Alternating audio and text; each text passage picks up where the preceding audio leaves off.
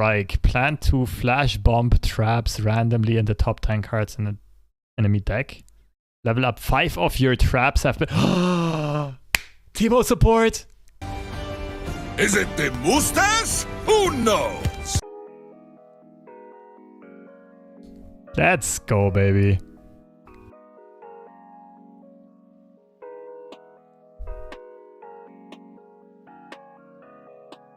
Three mana, 3/3 quick attack. Strike. Plant 2 Flashbomb traps randomly in the top 10 cards in the enemy deck.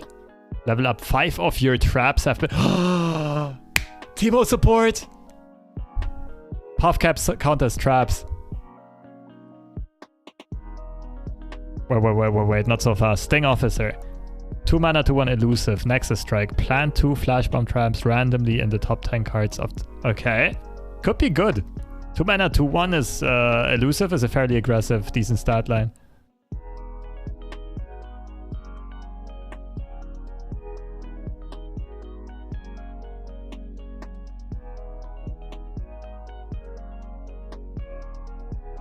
Did you guys just see what I saw?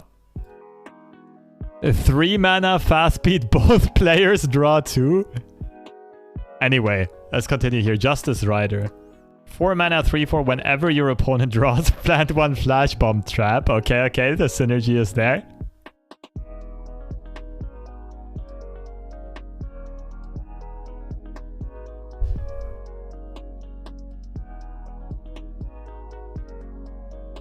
I'll read all these cards later. It dealt 1 damage to... We'll check it out later.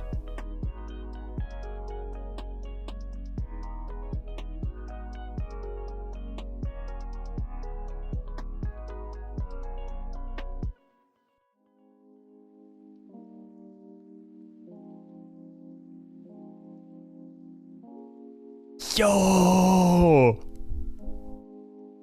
That looked nice.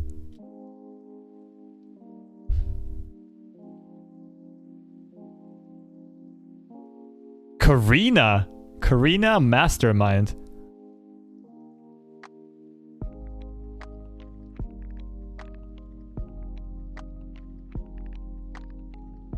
Alright, we had Sting Officer. Leveled Caitlyn. 3 mana 4/4 quick attack. Plant 4 Flashbomb traps randomly in the top 10 cards in the enemy deck. And deal damage to the enemy nexus equal to the number of traps activated this round.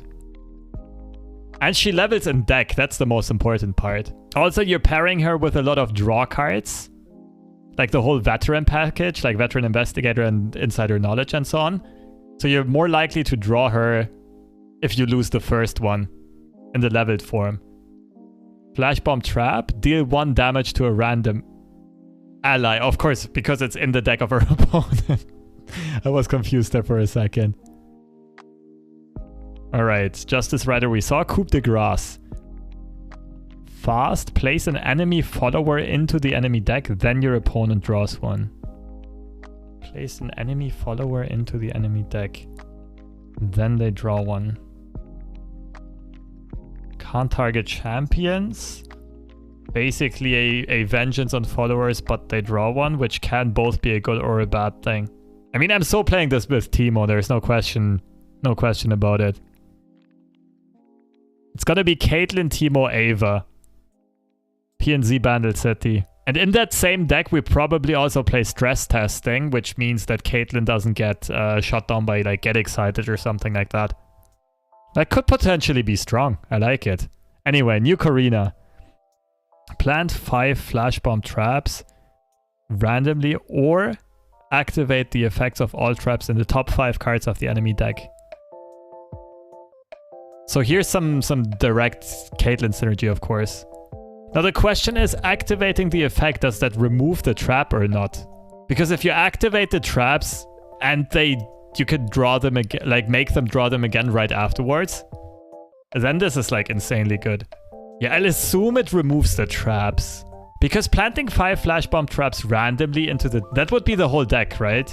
And not 5 Flashbomb traps randomly into the top 5 cards, if I'm not mistaken. So you'll usually want to play her for activating traps, I feel like. Only if you giga bricked your opening, you'll plant the flashbomb traps.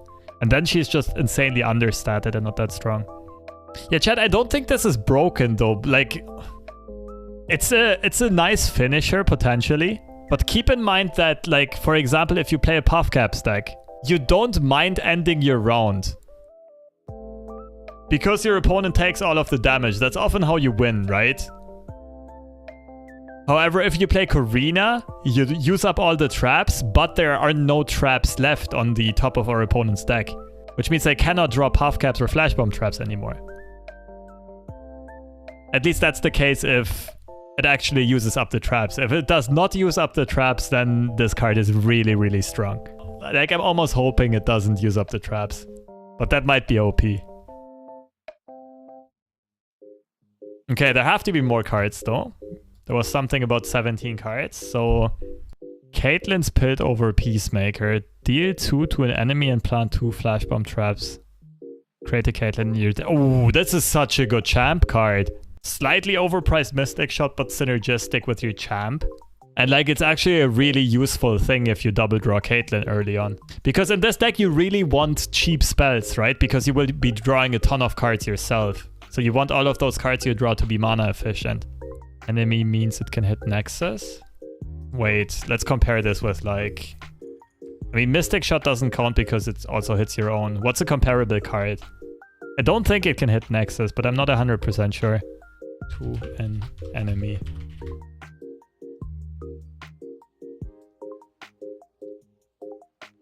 No. If Marksman can't hit Nexus, then that shouldn't hit Nexus neither. To an enemy or the enemy Nexus would be what it have to be worded.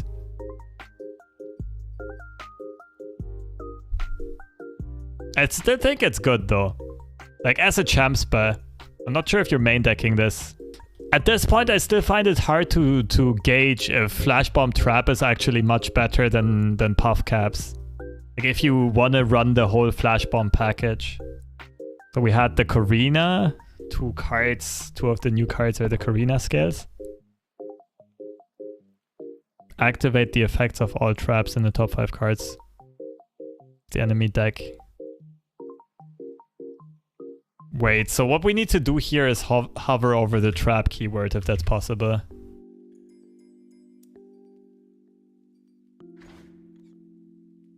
Attaches to another card, trapping it. When the trapped card is drawn, perform the effect. So we still don't know if it actually uses up the traps or not. Alright, I keep an eye out on Twitter for it. Like, usually the devs clarify stuff like that in advance. Anyway, let's continue with the cards we didn't see. So we had the Justice Rider. This one's pretty cool. Like, even if you don't play cards that make your opponent draw, it still plants 1 bump per turn. And it can usually go 2 for 1 with a stat line. Doesn't seem too bad. Offers a squad. When I'm summoned, create a most wanted in hand. Okay, summoned, not play. 5 mana, 4/5, a bit understated. 5 mana slow. Pick a player to discard their lowest cost card to draw 3. Man. That's some aggressive milling. I mean, this is not good tempo-wise though, right? This should only be a finisher. Milling cards is not inherently a bad thing. It only matters if you draw the very last cards of your deck. Because only then it ends the game. And it sometimes matters if you disrupt their combo by burning cards, or it sometimes matters if you thin their deck so that the traps you then plant are more likely to hit. So this is also a bit of a finisher. You can also use it on yourself. That's actually... Oh, yeah, that's something I didn't... Oh, yeah, that's something I didn't consider. It's expensive, though. Like, think about it. You're paying, like, 1 point of mana here. Let's say 1.5 points of mana because this unit is overcosted for its stat line. So this spell is worth more like 6 mana, 6.5 mana. And for 6.5 mana, I guess you don't really lose a card. You play this, you get this in hand, but you discard 1, so you effectively only gain 2 card advantage. Unless you have discard fodder, then you gain 3 card advantage. But even if you gain 3, effectively you're paying 2 mana per draw, which does not make it better than Salvage or Whispered Words. You can also main deck it.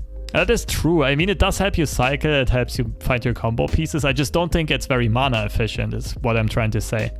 And because of that, it's probably too slow to keep up with most of the meta decks. It's probably really good against control, especially with the optionality. Like, if you don't have your Foundry yet, then you can use this to find your Foundry very effectively. In those cases, it's insane. Or if you already shuffled a million traps, use this as a finisher, then it's really good as well. So against control, this is probably good, but against tempo or mid-range, this is really slow. Anyway, let's continue. We still have a couple to go here. Station Archivist. Pick a spell in the top 5 cards of your deck and create an exact fleeting copy in hand. Wait, I think this card is really good. So 3 mana, 3/3, generate a card. It has interesting conditionality. Because you often don't want to, like, you would not want to play this on curve, right? Because you don't have spell mana banked. So it's also more of a mid-range or control-y-ish tool. Then there's a chance you whiff, but if you hit multiple spells, or if you generally play this in a spell-heavy deck, the payoff of the optionality is super duper nice. And like the ground, the floor is not all that low. Like, even if you whiff, you still have a 3 mana 3/3. And one thing that people shouldn't underestimate is that it gives you info. It doesn't say that the deck gets shuffled afterwards. I'm not sure if it does get shuffled, but if it does not get shuffled, you should know which spells you draw in which order. And that is, like, really valuable. Of course, if it shuffles, then it's a bit of a different story. But if it doesn't shuffle, that makes the card much better in control type of decks. We're assuming we know order. Yeah, well, usually I think it should show from left to right, which would be top to bottom on the deck. No, if you run stress testing, this is very, very synergistic. But I can't really think of a great stress testing deck off the top of my head right now. Like, this would not be played in TF Fizz, and that was the only one that ever utilized the card. Cat's cute. Isn't that fun? Yep. We can check out full art in a second. So Sting Officer we already talked about. This card should be really good. Again, the downside is there are no HP buffs in P and Z. So this is going to be much harder to get to stick. But this is probably going to be a staple 3-off in Caitlyn decks. Also, just if the meta stays like it currently is, just having elusive blockers is insanely good. Karina control? Yeah, Archivist would be good with Karina. But I mean, Karina control doesn't really exist anymore, does it? Anyway, Ambush. Give a unit +2/+0 this round. If you've added 2+ cards to your hand this round, give it elusive this round. Okay. So you're definitely playing this with Foundry. I get the idea, like, you want to hit Ambush on Caitlyn. Get that Nexus Strike effect in. All I can think of is Middenstoke Henchman. No, I'm kidding. Only offensive, though. Which is a bit awkward, because Caitlyn already has Quick Attack, like... Or not awkward, like, I'm not sure if this is necessary. Of course, in a deck like this, it might be good because you consistently want to chip damage in until the traps finally finish off your opponent. But what I was saying earlier is if you pair Caitlyn with Teemo, which is most likely, you'd really want stuff that doesn't give attack, but that gives HP. Like, the card itself is good, actually. I'm just wondering if it's necessary in that deck. But yeah, it can be really good. Like, you just play a card like Veteran Investigator and then ambush it and you can push 5 Nexus damage. But like Viant Foundry? I mean, Caitlyn really wants to be played with Hexcore Foundry. So Teemo is the most intuitive pair that I can think of so far. Maybe Victor. This should already just work with the Victor passive, right? It's an idea. I'm not sure yet if it's going to be good. So we talked about Coup de Grace. Advanced Intel. Plant 2 Flashbomb traps randomly in the top 10 cards of the enemy deck. So this is basically Mushroom Cloud, but Caitlyn version. Yeah, I'm not sure if this is going to be worth main decking. The thing is, the more access you have to draw, the better a card like this is. Because generally you want cheap spells, so you don't overdraw but can use all the cards in your hand. Coup de Grace probably shuffles enemy deck. Maybe it does. We'd need specifications on that from the Riot devs. So yeah, advanced intel, not very strong by any means. But if you... I could see it get played in a deck that runs just a million points of draws. If you run Hexcraft Foundry, if you run Insider Knowledge, if you run Veteran Investigator, Aloof Travelers. If you run all of this, you'll draw so many cards that you can draw one of these early and not have to worry about getting your game plan rolling. So maybe it sees some play, but overall it's never going to be too strong or flashy.